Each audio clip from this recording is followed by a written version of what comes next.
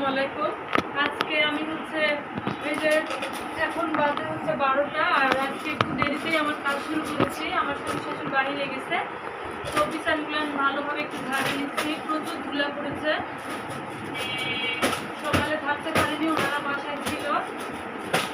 বিছানাটা ভালো করে একটু ঝেড়ে নিচ্ছি। আর এই যে এখানে আমার ছেলের খাট, এটা একটু ঝেড়ে নিচ্ছে। এই যে আমার মেয়ে বিসিএস পরীক্ষা দিচ্ছে, এখানে বসে থেকে বিসিএস পরীক্ষা দিচ্ছে আমার মেয়ে। এই যে দেখেন লিখেছে আমার মেয়ে বিসিএস দিচ্ছে। তো এখন আমার এগুলো পরিষ্কার করা শেষ, তো একটু ফার্নিচারগুলো নিচে পরিষ্কার করে দিচ্ছি। এই যে ফার্নিচারে প্রচুর ধুলা পড়েছে, ওয়ার্ড্রোব আলমারিতে এত পরিমাণ ধুলা পড়ে, আর কালো জিনিস প্রচুর ধুলাতে ভরে যায়। একটু আলমারিতে তো প্রচুর ধুলা পড়েছে, আর এগুলো প্রতিনিয়তই মুছতে হয়, না মুছলে অনেক ধুলা পড়ে।